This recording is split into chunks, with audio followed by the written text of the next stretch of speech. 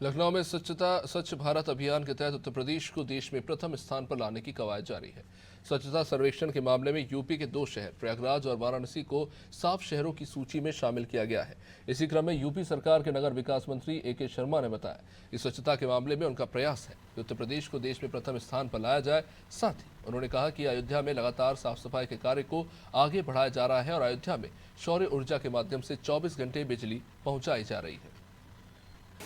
नगर विकास मंत्री AK शर्मा जी हमारे साथ हैं। सर, उत्तर प्रदेश को पूरे देश में स्वच्छ भारत मिशन के तहत अव्वल स्थान पर लाने का जो प्रयास है वो लगातार आगे है। स्वच्छता सर्वेक्षण में यूपी के 2 शहरों को सर आगे बढ़ाया भी गया है। किस तरह से इस पूरी योजना को आगे बढ़ाया जा रहा है? कल दिल्ली में स्वच्छ सर्वेक्षण 2023 के राष्ट्रीय पुरस्कारों की घोषणा हुई और महामहिम राष्ट्रपति जी के हाथों उत्तर प्रदेश के 2 शहरों को पुरस्कार मिला है। ये राष्ट्रीय पुरस्कार है। पूरे देश में 10 ऐसे शहरों को पुरस्कार मिला जिसमें से 2 उत्तर प्रदेश के हैं, तो ये हमारे लिए बहुत ही गर्व का विषय है। उसी प्रकार भारत के उत्तरी क्षेत्र नॉर्थ जोन के भी 4 पुरस्कार दिए गए, जिसमें से 3 जो हैं उत्तर प्रदेश के हैं। आपको मालूम है कि नॉर्थ जोन में 6, 7, 8 राज्य आते हैं, तो उसमें से भी 4 नगरों में 3 हमारे उत्तर प्रदेश के। हम सब के लिए बहुत ही गौरव का, बहुत ही गर्व का विषय है। इतना ही नहीं, हमारे राज्य ने जो गार्बेज फ्री सिटीज़ हैं उनमें भी लगभग 7 गुना पिछले साल और उसके पहले के साल की दृष्टि से अगर हम देखें तो 7 गुना हमने वृद्धि किया है। जो खुले में शौचालय से मुक्ति का जो सवाल है, हमारे सभी नगर अब एक तरह से खुले में शौचालय से मुक्त हो चुके हैं। तो इन सभी मापदंडों पे राष्ट्रीय जो पुरस्कार मिले हैं उनमें उत्तर प्रदेश का बहुत ही उत्कृष्ट प्रदर्शन रहा है। मैं इस मौके पे माननीय प्रधानमंत्री जी को नमन करता हूं, माननीय मुख्यमंत्री जी को धन्यवाद करता हूं और निकायों में काम करने वाले हमारे सबसे प्रमुख जो इस काम में योगदान जिनका होता है, सफाई कर्मी या सफाई मित्र जिनको हम कहते हैं, उनको मैं नमन करता हूँ, धन्यवाद देता हूँ, बधाई देता हूँ कि उनके प्रयासों से हम पूरे देश में एक ऊपर के राज्य बन करके उभरे हैं। अयोध्या में विकास के कार्यों को किस तरह से आगे बढ़ाया जा रहा है? जिस तरह से वहाँ पे जो सौर ऊर्जा से जो वहाँ पे ऊर्जा निकाली जा रही है उसकी प्रशंसा लगातार चारों तरफ की जा रही है। किस तरह से इस कार्य को आगे बढ़ाया जा रहा है?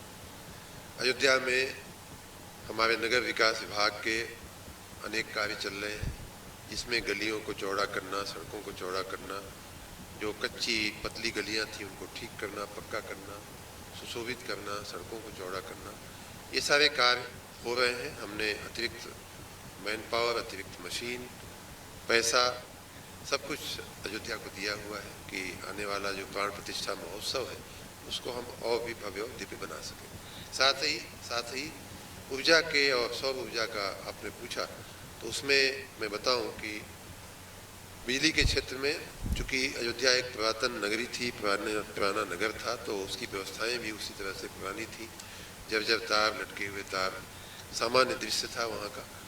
खराब खंबे, एक साथ झरोखा आपको दिखता था, झुंड दिखता था तारों का, ये सारी बातें वहाँ सामान्य सा दृश्य हुआ करता था। उसको सबको बदलते हुए हमने पूरे अयोध्या की हाई टेंशन लाइनें, लो टेंशन लाइनें और जो लोकल लाइनें होती हैं उन सबको हमने अंडरग्राउंड कर दिया है। नए आधुनिक सब स्टेशन वहाँ बनाए हैं, नए आधुनिक ट्रांसफार्मर्स लगा दिए हैं, तो बिजली की व्यवस्था वहाँ एकदम अत्याधुनिक कर दी गई है। साथ ही अयोध्या उत्तर प्रदेश का ही नहीं बल्कि पूरे देश में कुछ ऐसे शहरों में होगा जिसको हम लोग सोलर सिटी बना करके हमने भगवान राम के चरणों में प्रस्तुत किया है।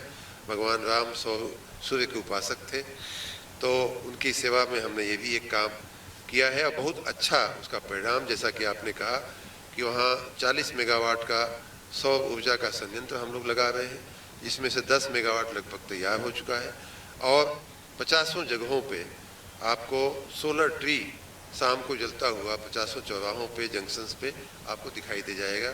सैकड़ों स्ट्रीट लाइटें जो हैं वो सौर ऊर्जा से संचालित आपको दिखाई दे जाएंगी। उसमें से बहुत सारी लाइटें हम लोगों ने पुरानी लाइटों को बदल करके डेकोरेटिव लाइटें भी लगाई हैं।